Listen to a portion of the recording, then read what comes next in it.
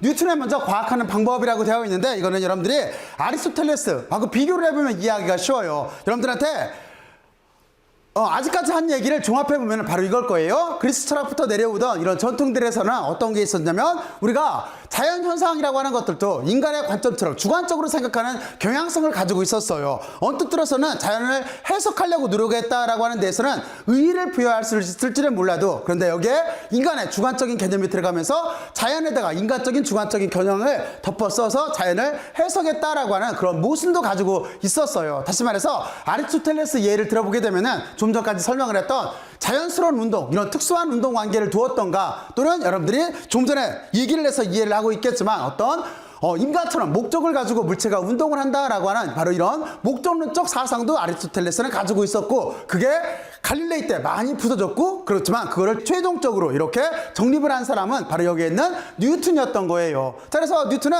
여기서 이렇게 두 가지에 대해서 잠깐 설명을 해보면은, 뉴턴의 과학하는 방법이라고 하는 거는 뭐냐면, 뉴턴이 했던 말, 나는 여기 보면은 가설을 설정하지 않는다라고 하는 이 말 속에 잘 표현이 돼 있어요. 여기서 어떤 용어에 신경을 써야 되는 거냐면, 여기서 보면은 가설이라고 하는 용어에 신경을 써야 되는 거예요. 그래서 이 가설이라고 하는 용어는 어떤 거냐면, 이 가설은 실험이나 관찰로 검증되지 않는 것은 나는 필요가 없다라고 하는 그 뜻인 거예요. 그러니까 뉴턴은 여러분들한테 몇 번을 얘기를 하지만, 뉴턴은 철저하게 실험을 바탕으로 한 진정한 물리학자였던 거예요. 바로 여러분들은 먼저 그 점을 하나 이렇게 생각을 해둬야 돼요. 그러니까 무슨 얘기냐면, 실험을 통해서 이루어지지 않는 것은 자연현상이라고 볼 수가 없다라고 하는 바로 그 뜻인 거예요. 자, 그리고 여기 보면은 이렇게 하나 예를 들어서 설명을 해보면 이거예요. 여러분들이 만약에 케플러 법칙이라고 이렇게 해서 뉴턴의 생각하는 과정을 생각을 해보면은, 먼저 어떤 현상, 케플러 법칙이 있다라고 했을 때, 뉴턴은 그 현상들을 이렇게 생기가 한 힘을, 이렇게 힘인 보편 중력을 알아내요. 여러분들한테 조금 전까지 설명을 했어요. 보편 중력을 알아내고 그거를 이제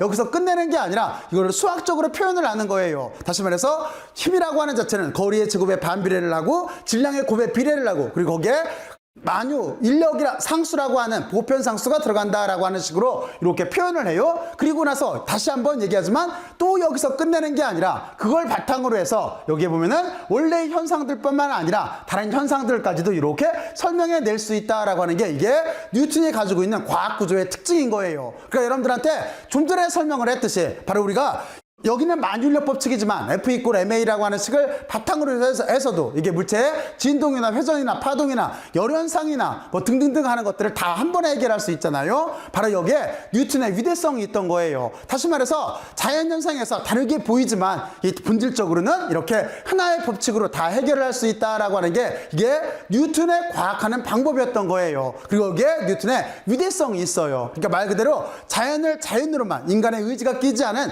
자연으로만 보면서 거기에서 원리와 법칙을 찾아내고, 그 원리와 법칙은 어디에서나 다 통용될 수 있다라고 생각한 게 여기에는 뉴턴이에요. 다시 만유인력 법칙으로 들어와서 설명을 하면은, 여러분들이 잘 알고 있듯이 세상을 2분으로 나눴던 생각, 다시 말해서 직선 운동을 하는, 사과가 떨어지는 이런 지상계나, 또는 원운동을 하고 있는 천체 운동에서 원운동을 하는 천상계나, 실제 물리 입장에서는 서로 똑같은 과학의 법칙이, 물리 법칙이 적용된다라고 주장했던 게 이게 뉴턴의 위대한 업적이었던 거예요. 바로 이렇게 되면서 우리는 이게 현대 문명에 지대한 영향을 주게 되어 있어요. 그래서 그거를 우리가 정리를 해보면 다음과 같아요. 뉴턴은 다음과 같이 이렇게 뉴턴주의라고 하는데, 이거를 무슨 뜻이냐면, 실험과 이론을 이렇게 결합해서 정확하고 그리고 수학적이며 기계적인 연구를 이렇게 할 수가 있었고, 그리고 이 연구 자체가 이런 식으로 하는 방법이 다른 과학 분야에도 엄청나게 이렇게 영향을 주게 돼 있어요. 그리고 이게 과학에만 영향을 준 게 아니라 현대 문화와 문명에 전반적으로 다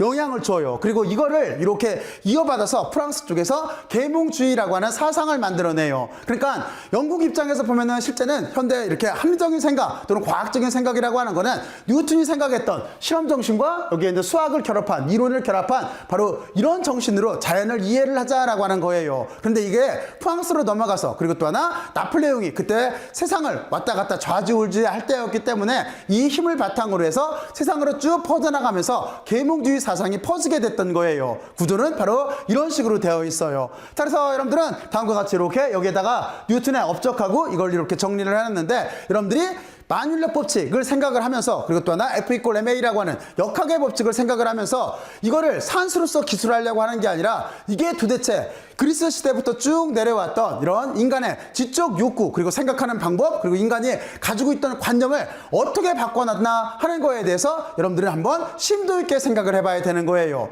다시 말해서 자연이 삼라만상으로 다르게 보일지 몰라도 하나의 완벽한 법칙을 찾아내게 되면은 그 법칙으로 다르게 보이는 모든 현상들은 본질적으로 같은 방법으로 해결할 수 있다라고 하는 게 여기에 있는 뉴턴주의인 거예요. 그리고 그거를 해결을 하려면 반드시 실험과 이론을 바탕으로 해야 된다라고 하는 게 바로 여기에 있는 뉴턴주의였던 거예요. 자, 그러면 여러분들은 여기까지 잘 이해를 했을 거라고 생각을 하고 이제 저는 이 뒤에 다음 주제에서 여러분들과 만날게요. 자, 그러면 열심히들 들어서 고맙고 수고들 많이 했어요. 수고들 했어요.